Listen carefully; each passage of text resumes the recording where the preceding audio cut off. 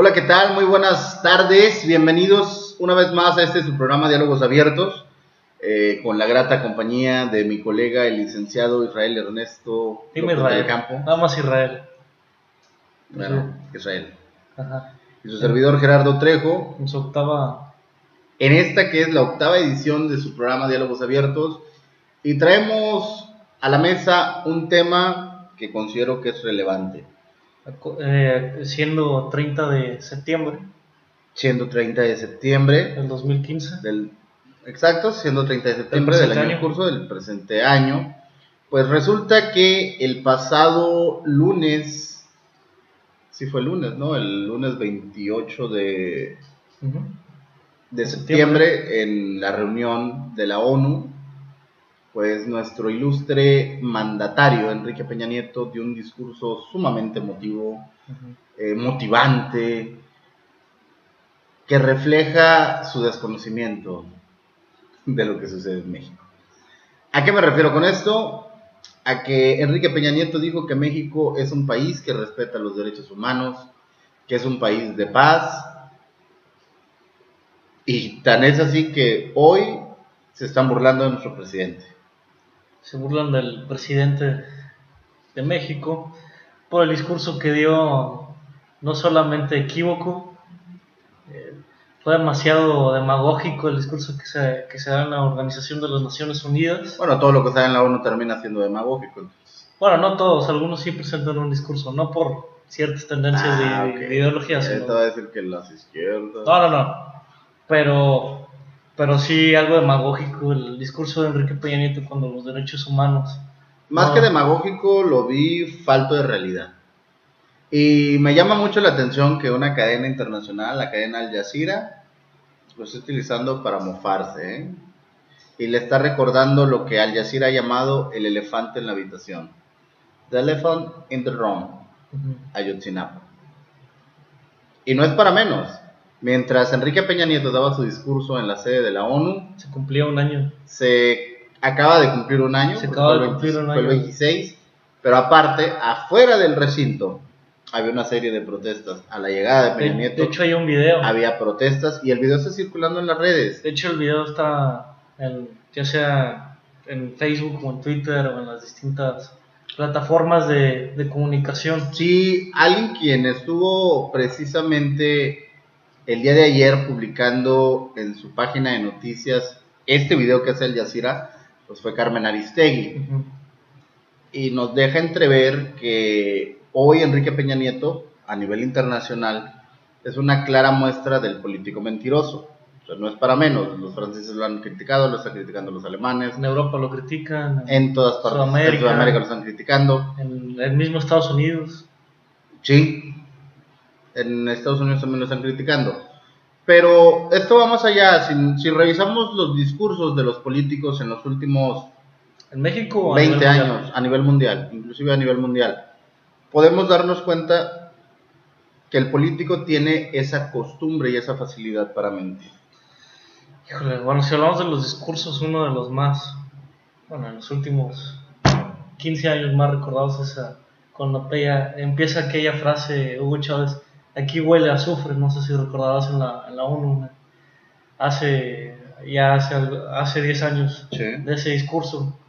Fue uno de los discursos más recordados en los últimos 15 años en la ONU. Bueno, fue uno de los discursos más recordados para ti, porque yo creo que entre, para mí. No, pero entre los discursos más recordados, no, estamos hablando de los últimos 30 años. Yo creo que uno de los discursos más recordados tal vez es cuando George Bush sale al público, estando en un jardín de niños en Florida, a informar del ataque del 11 de septiembre. Bueno, pues aquí estamos hablando de la Organización de las Naciones Unidas. No, yo estoy hablando de los discursos de los políticos, de esa tendencia a mentir. En general. No podemos olvidar la cara de el mismísimo Bill Clinton cuando ofrece sus disculpas tras el escándalo sexual con Mónica Lewinsky. Entonces, por aquellos finales de los 90, inicios. O el discurso que todos consideran como el más memorable de la carrera de Tony Blair como primer ministro de Gran Bretaña cuando da las condolencias por la muerte de la princesa Diana. Y si te das cuenta, están actuando. La bronca es que ellos eran buenos actores. Ajá. Nuestro presidente no es tan buen actor. Porque Peña Nieto, cuenta que eso es... Me gusta que ya entendió que no necesita hablar en inglés y que es mejor que no hable en inglés. No, pero cuando estás en las Naciones Unidas tienes que hablar en tu idioma, en el idioma oficial que hablan en tu país. No es necesario que hables en inglés. Claro, pero ya es de Porque acuérdate que tienen un ya es de que traductor. a Peña Nieto como quiera el inglés se le da muy bien. Se le da excelente. Acuérdate que tienen un traductor dependiendo del idioma que hablan Sí. en la Organización de las Naciones Unidas. Sí, claro. Lo importante aquí es hacer una reflexión, primero, de los mensajes de los políticos. Vienen temporada política, Vienen elecciones el próximo año en Estados Unidos, vienen elecciones en Estados en Unidos. 2016. Y algo que me gusta del proceso electoral estadounidense es precisamente ese cruce de debates, de discurso. Muy memorable aquel debate entre Hillary Clinton y Barack Obama. En aquel lejano 2008. 2008, en el del 2008, donde Hillary Clinton le reclamó fuerte a Obama. Y Obama, muy sereno, muy buen orador, responde lo que él considera apropiado. O el mismo discurso de Barack Obama cuando vuelve a... O cuando toma la presidencia. Toma la presidencia por segunda ocasión. Bueno, el primer discurso que cuando gana es memorable. Bueno, algunos lo recordarán como memorable el discurso de Barack Obama. Menciona que iba a haber un cambio en el mundo y demás cosas. Y el cambio se está dando, o sea, sí ha habido un cambio en el mundo, hay un cambio en la tendencia mundial y son cambios que van a seguir. Bueno, yo no creo que se haya dado al 100% la campaña electoral de Barack Obama se haya cumplido al 100% las propuestas. Por ejemplo, el Medicare. No, o sea, el Medicare está bloqueado por los republicanos, republicanos. Ni la retirada de tropas en Afganistán y en Irak. Hay muchos intereses políticos de por medio en las decisiones de Estados Unidos. Fue muy lento el proceso con Cuba, se dio un poco demasiado tarde, casi 8 años después de casi se dio salir. Realmente en el momento en que Barack Obama necesita que se dé ese proceso. Bueno, eso hablando en cuestión del Partido Demócrata. En cuestión política, o sea, ese enlace con Cuba se está dando en el momento preciso. ¿Por qué? Pero porque no termina, tienes una figura como Donald Trump que está ganando fuerza. Entonces pero lo estás combatiendo ahí. Todavía no termina de darse... ¿cómo se llama? Pero ya se empezó. Diplomáticos. Bueno, ya se empezó. De hecho, las relaciones diplomáticas como tal ya están. Sí, ya están, pero me refiero a cuestiones como lo de Guantánamo, cuestiones como lo de el bloqueo. Lo de Guantánamo es un asunto que va a tener que llegar a un común acuerdo entre ambas partes. Ayer, de hecho, en el discurso de Raúl Castro habló que se tenía que quitar el embargo y la base militar la cárcel que se la cárcel de Guantánamo de terroristas. Bueno, digamos de criminales de alto calibre. Es que están en su mayoría supuestamente lo que sí podemos asegurar es de que si el Chapo hubiera estado en Guantánamo, también se escapa.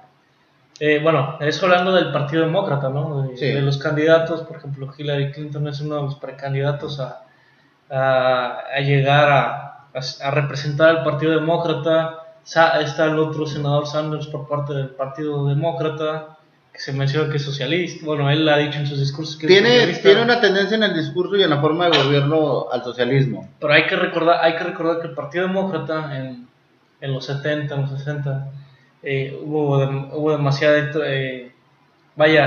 se cooptaron el movimiento de la Pantera Negra, el Partido Comunista en Estados Unidos y los movimientos hippies, ¿no? Que son de tendencia izquierda no alineada en Estados Unidos. Los movimientos hippies. Sí. Bueno, fueron todos los que cooptaron, fueron los que se fueron a las líneas del Partido Demócrata, el Partido Comunista, y por eso se dice que el Partido eso se dice que actualmente que Barack Obama es comunista. Actualmente todos los grupos políticos tienen esa mezcla, o sea, ya... Pero eso en Estados Unidos. No nada más en Estados Unidos, lo vemos en México, o sea, ya hay una heterogeneidad en esa mezcla y por el lado de los republicanos está Donald Trump. Donald Trump, el hermano de George Bush, que es el Jeb Bush, que es el que puede ganar.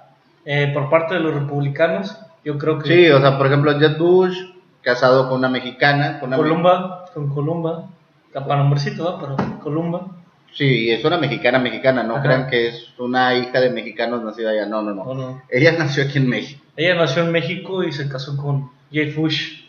Y yo creo que Jeb Bush tiene con la cuestión migratoria, puede manejarla bien por su esposa. A diferencia de lo que puede hacer Donald Trump. A diferencia de lo que hizo su hermano cuando fue presidente, George Bush. Pues sí. Bueno, eso se podrían decir que son los candidatos más fuertes. Pero volvamos al tema. Más allá de los candidatos fuertes para gobernar en Estados Unidos, el tema es el discurso político. Viene la época de discursos políticos en México, viene la época de discursos políticos en Tamaulipas y vamos a escuchar muchos discursos políticos en Matamoros. Entonces, llegó el momento de que analicemos bien al político, analicemos bien su lenguaje verbal, analizamos todavía mayormente su lenguaje no verbal. ¿Qué es lo que nos dice cuando no habla? ¿Qué es lo que nos dice su cara? ¿Qué es lo que nos dice sus manos? ¿Qué es lo que nos dice su voz? Y ahí es donde vamos a encontrar quién miente, quién dice la verdad, quién habla con el corazón. Y eso es algo... Tú tienes la experiencia en oratoria. Y eso es algo que nosotros tenemos que empezar a observar. Si alguien te dice que te va a ayudar y mueve la cabeza así, no le creas, te está echando mentiras. Bueno, si alguien levanta el ceño cuando te está diciendo algo, olvídalo. Por ejemplo, podemos acordar, bueno, hay discursos de Vladimir Putin que te lo dice de una manera muy, muy seria. Fíjate que el lenguaje no verbal de los que mejor lo manejan es Vladimir Putin, y yo sé que no te va a gustar lo que te voy a decir, pero el otro es George Bush. Pero bueno, ahí... O sea, yo te digo lo que yo estoy viendo. Pero bueno, con el momento de hablar y expresarse, por ejemplo, Vladimir Putin todavía casi no tiene errores como George Bush tenía infinidad de errores al momento de hablar en público como presidente y siendo pero todavía en el choque de personalidades en eventos, George Bush se tragó a Vladimir Putin. No, sí. No estoy de acuerdo, pero sí. No estoy de acuerdo, pero bueno, explica, a ver. Ese discurso donde no fue un discurso, fue un saludo, donde van caminando George Bush y Vladimir Putin cuando Rusia fue sede del encuentro del G20. Uh-huh. En el lenguaje corporal, Bush estaba por encima de Putin. Él era el líder, y inclusive Putin llega el momento en que se da cuenta y se queda así como que ya le cedí el espacio. Pero y bueno, en la manera de hablar también, la precisión que tenía Bush y la capacidad que tiene Bush para salir del error, cuando cae en el error, y mofarse de su propio error, es algo impresionante. Ahorita, y Putin es muy parco en ese sentido. No, pero ahorita está marcando el liderazgo. Sí, ahorita sí. Ahorita sí. ¿Comparación de Obama o Putin tiene... A ver, por eso. Yo no hice comparación con Obama. Ajá. No, pero... Yo te estoy hablando de un evento bien claro, la reunión de G20,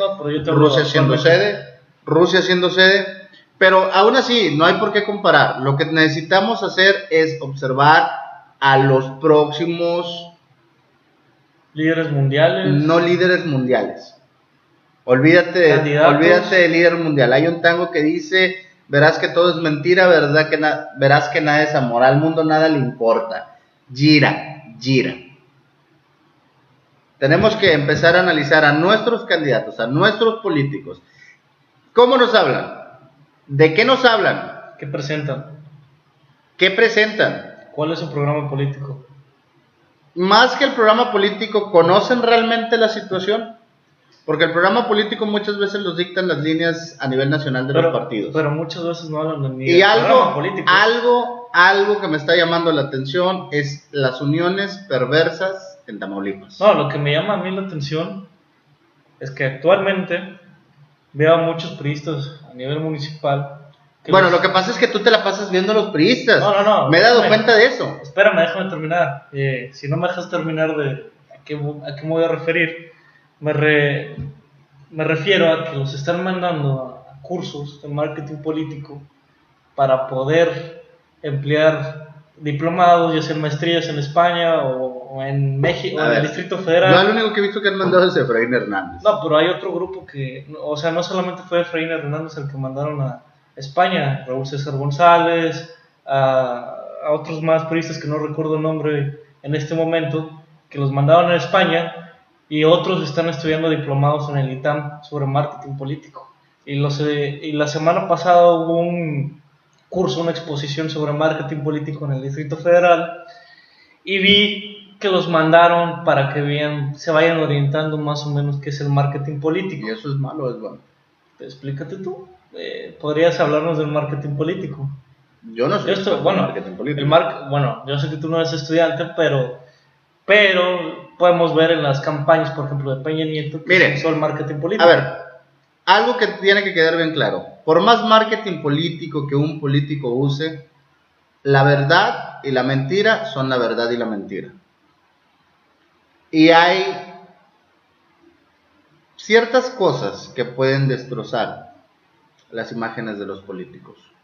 Podrá tener el discurso mejor hecho, pero cuando el discurso no es de él, cuando él no lo maneja, cuando él no lo mastica, cuando él ni siquiera cree en el discurso, se nota cuando lo dice. Mira, lo del marketing político se maneja de esta base, decía Santiago Hermosilla, que las democracias de mercado pletórico, los candidatos, en lugar de ser candidatos, se vuelven mercancías. Espérame, se vuelven productos, venden eso, bueno, es lo mismo.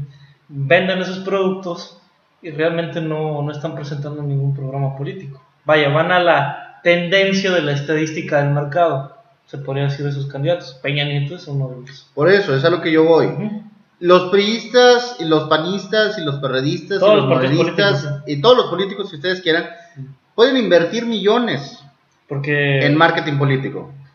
Pueden traerse a los mejores equipos para que les elaboren las campañas y van a ver fotos muy bonitas y van a ver una imagen triunfadora. De hecho, pero cuando el político habla, es más, no cuando el político habla, cuando cualquier persona habla, ciertas partes de él también hablan, y no es solamente lo que sale de la boca, es cómo mira, el gesto, la postura, las manos, el movimiento de la cabeza, el timbre de voz que se utiliza. Y eso es algo que nosotros debemos de aprender a observar. Si usted no sabe nada de esto, no se preocupe. Consulten aquí a mi amigo Gerardo Trejo, es campeón en oratoria.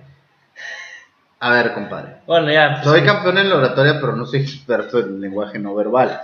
Pero pueden ver muchos tutoriales. Hay bastante información en la red. Descubran cuando una persona les miente. Y evalúen seriamente a todos estos prostitutos políticos que vamos a tener en los próximos meses. Y el marketing político es muy maquiavélico. Demasiado. Sí, no se dejen guiar por las campañas. Analicen. Si llega un candidato y te dice que está recorriendo la ciudad en la campaña para ver qué se le ocurre proponer cuando llegue, mándalo a chingar su madre, porque no trae ideas. Así, tienen que llegar con propuesta, y para tener una propuesta tienes que conocer el terreno. Y para tener el terreno, hay que caminarlo. Las más de 500 colonias en sí, Matamoros. Para que no me salgas como el último candidato del PRD que dijo que tenemos 800 colonias. No son 800 colonias. Las de más de 500 colonias que existen en Matamoros. En Tamaulipas, los más de 43 municipios. Chingados, yo no sabía que había más de 43 municipios. Digo, los 43 municipios. Bueno. Perdón. Ahí ya cambié. Y debes de conocer de pe a pa a Tamaulipas, a nivel nacional, debes de conocer todos los estados, conocer a candidato a presidente de la República. Miren, a los próximos candidatos a diputados, pregúntenles, el día que usted los tenga en su colonia, pregúntenles, ¿cuántos artículos tiene la Constitución y cuál considera usted que es el artículo más trascendental del 39 al 70? Así, pónganselos bien facilitos, para que vean si realmente están preparados para ir a hacer leyes. Porque no es así de legislar fácil, no es tan sencillo. Entonces, no tenemos que ser muy objetivos. Para que luego no tengamos gobernantes como nuestro presidente, que habla de un México que no existe, que habla de un México donde usted y yo no vivimos. Desde Ese no que es el México. empezó a gobernar, empezó a hablar de un México que no iba a existir. Una cosa es hablar de un México que quiero construir Pero que no ha construido. y que estoy proponiendo construir. Que no ha Y otra construido. muy distinta es hablar de un México inexistente. Y la verdad es que Enrique Peña Nieto, desde su campaña, nos hablaba de un México inexistente. Y peor aún, nos planteó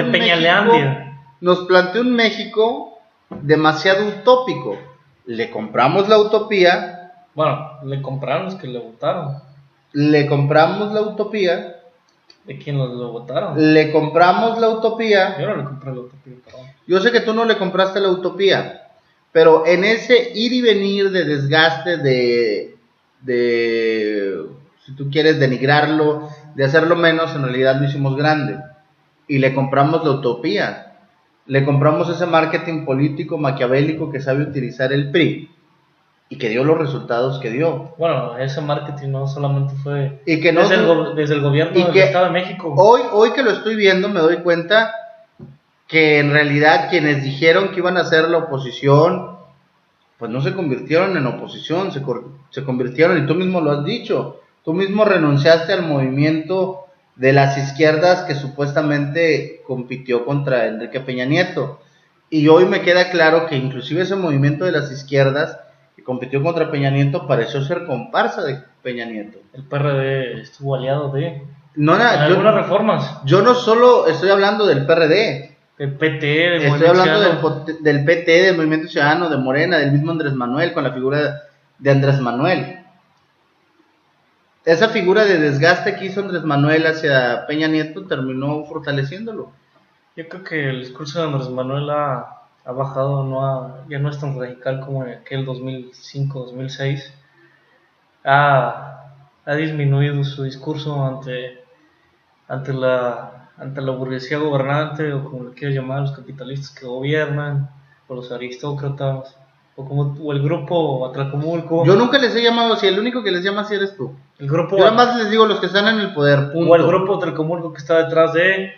Yo creo que su discurso ha venido a no ser tan radical como antes. No solamente tu discurso, pues claro, tienes un partido político, tienes prebendas por tener un partido político, ya tienes una entrada fija de capital. Y ¿cómo se llama? Pues desde el punto de vista marxista, pues claramente pues, pertenecen igualmente a la burguesía, solamente quieren hacer reformistas, pero no quieren cambiar la totalidad de los medios de producción o de la política llevada a cabo en México. Entonces, según tú, para que México cambie, ¿se tiene que cambiar por completo el sistema de producción en México? No, estoy explicando que... No, por eso, yo te estoy preguntando a ti. No, estoy diciendo el sistema de producción capitalista que existe actualmente... Por eso, para que México mejore, hay que cambiar el sistema. Habría que ver formando las distintas etapas para llegar a gobernar por parte del proletariado, por parte del movimiento campesino. Habría que ver qué reformas aplicar. ¿Existen movimientos campesinos en México? Actualmente no. Digo, dentro de los partidos políticos. Es más, ¿existen campesinos en México? Sí. El sector campesino sí existe. ¿Dónde? En las zonas rurales. ¿Cuántas zonas rurales conoces? Bueno, aquí en Matamoros no conozco, pero... Bueno, por eso yo te pregunté, ¿cuántas zonas rurales conoces? Estoy diciendo a nivel nacional, no conozco, pero... O sea, sí lo hay, según el censo del INEGI. Hay población que vive en zonas rurales. En zonas rurales. Pero realmente hay un sector campesino. Bueno, en realidad la comuna se está perdiendo en México. Algunos son campesinos que tienen su propia parcela, vaya, pero no, digamos, un movimiento general que sea campesino fuerte, no. Pues, pocos son los campesinos ya en el país. Desde que se privatizó el campo con Salinas de Gortari, se dejó de tener un movimiento campesino fuerte. ¿Cómo privatizó el campo Salinas de Gortari? Por ejemplo, se hicieron las parcelas, se repartieron todos esos terrenos hacia el sector campesino, y el sector campesino vendió hacia las empresas privadas y se fue perdiendo el campo en México en los 90. Eso era algo que todavía no me quedaba claro, gracias por ilustrarme. Pero, no, tú ya sabías, me imagino. Pero sí es importante que pongamos atención. Viene la época de venta política. Por ejemplo, yo no veo a Morena que tenga un movimiento obrero, un movimiento campesino entre sus filas. Porque en realidad los movimientos obreros y los movimientos campesinos están cooptados. Bueno, claro, PRI. Sí, pero me refiero a un movimiento alterno a los que están cooptados por los sindicatos del PRI, ¿no?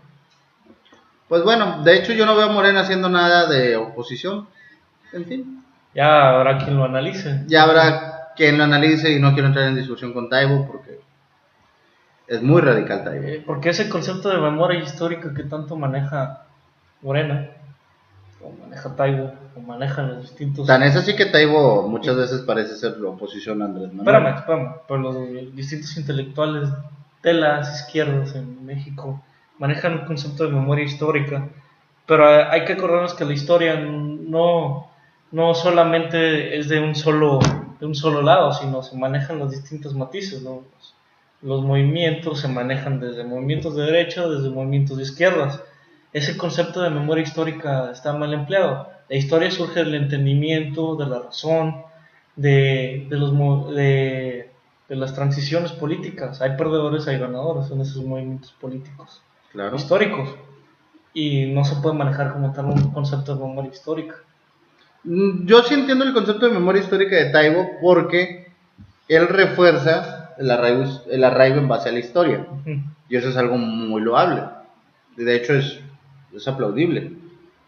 Pero cuando tú estás analizando la historia no solamente la puedes analizar desde un punto de vista de izquierda o derecha. Me sorprende que viniendo de ti me digas eso, porque tal parece que tú todos los movimientos históricos los analizas con una objetiva de izquierda y derecha. Pero alguien que se dice historiador o alguien que se dice experto en la historia tiene que centrarse y ser objetivo. No he leído a Taibo. Bueno, lea Taibo y te vas a dar cuenta que Taibo siempre está muy centrado, es muy objetivo y no tiene inclinaciones en la historia. No, pero lo digo por algunos intelectuales de izquierda. Bueno, yo me estaba refiriendo a Taibo porque Taibo es quien acuña precisamente ese movimiento, ese concepto de memoria histórica. Que es equivocarse el concepto de memoria histórica porque no hay como tal memoria histórica, sino es la historia en general, nace el entendimiento, la razón. Él no está peleado con la historia. El concepto de memoria histórica es como un concepto de arraigo para la población. Yo lo digo, es que él lo maneja desde un punto de vista tal vez de izquierda, el concepto de memoria histórica. No, fíjate, yo que he estado en sus conferencias, que he leído sus libros, el concepto de memoria histórica que él trae es un concepto de nación muy objetivo y poco tendencioso. Okay. Bueno, solamente te digo que algunos intelectuales, no solamente tú dijiste Taibo. Bueno. Y el concepto de memoria histórica es de Taibo. No solamente lo maneja, sino hay otro. Sí. Por ejemplo, la política en general de las izquierdas en España maneja mucho ese concepto de memoria histórica. En España. México. Viene siendo lo mismo, el mismo concepto de memoria histórica en general, pero bueno. Bueno, yo les recomiendo, lean a Taibo y se van a dar cuenta que Taibo representa la oposición de Andrés Manuel dentro de Morena. Lean a Gustavo Bueno para que entiendan el concepto de memoria histórica, cómo lo critica, como desde un punto de vista objetivo, filósofo español, marxista, pero bueno. ¿Qué tan objetivo puede ser un marxista? Pero bueno, yo creo que aquí terminamos ya antes de que nos metamos en más temas filosóficos. Y recuerden, si les gustó el video denle like, compartan, dejen su comentario. Si no les gustó también déjenlo, nada más recuerden que mi mamá no tiene la culpa. Muchas gracias por vernos. Y háganle la observación a mi compadre que no está tan bien que los esté etiquetando en los mensajes. Nos vemos ahí en el próximo video, el que es el viernes. Gracias. En el próximo video.